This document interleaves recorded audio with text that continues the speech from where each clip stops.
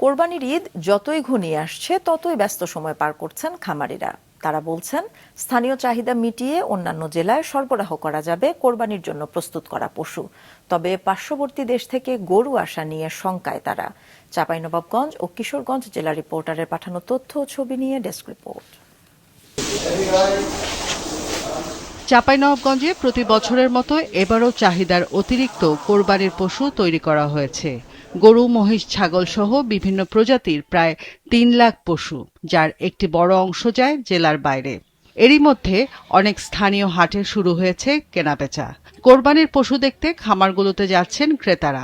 আরো তো গরু আসলে দাম কম, বুঝতে পারলেন। আর আমাদের যে খাদ্যর দাম, গরু পালন করতে যে অনেক পড়ছে দাম। যদি আমরা গরুর দাম না পাই তাহলে তো আমরা লসের মধ্যেই থাকবো। তো আমাদের খামার থেকেও বেচা কেনা হচ্ছে, হাটেও বেচা কেনা হচ্ছে। ঢাকাতেও আমরা কিছু গরু নিয়ে যাব, বিক্রি করব। তবে পার্শ্ববর্তী দেশ থেকে গরু আসা নিয়ে শঙ্কায় ব্যবসায়ীরা। গরুর উৎপাদন বেড়েছে এই জেলায়, যা দেশের যে চাহিদা সেটা আমরা পূরণ করছি। যেহেতু গরুর খাদ্যের দাম বিগত বছরগুলোতে বেড়েই যাচ্ছে, কখনোই কমে না, এবছরও তার ব্যতিক্রম হয়নি।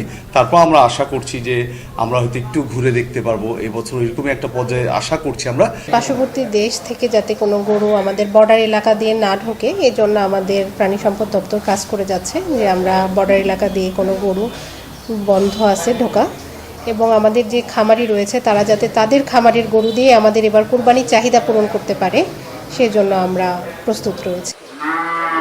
চলতি বছর কিশোরগঞ্জের খামার ও ব্যক্তিগতভাবে কোরবানির জন্য প্রস্তুত করা হয়েছে প্রায় ২ লাখ গরু, আর চাহিদা ১,৫২,১৮৫টি, যা জেলার চাহিদার তুলনায় প্রায় ৪৫,০০০-এরও বেশি। প্রতিবারের মতো এবারও দেশের অন্যান্য জেলার বাড়তি গরুর চাহিদা মেটাবে বলে দাবি খামারিদের। গেল বছর আপনার গরু পাইলে লস হয়েছে, এবার বাজার শুরু হইলে মনে হইতেছে যে গরুর বাজার ভালো হবে। আশা করতেছি এবার লাভ করব। পাইকাররা ফার্ম আইতাছে, আমরা মনে করতেছি যে আল্লাহ দু বাসাতে কয়টা পয়সা যেন বেশি পাই, এ নিয়ে আমরা চিন্তা ভাবনা করাম। জেলায় ছোট বড় খামার রয়েছে ৫৪২টি, এর মধ্যে নিবন্ধিত খামার ৩০টি। এছাড়া কোরবানির হাটকে সামনে রেখে ব্যক্তিগতভাবে পশু পালন করছেন বিভিন্ন শ্রেণী পেশার মানুষ। রওশন জাহান মিষ্টি, মাছরাঙা নিউজ ডেস্ক।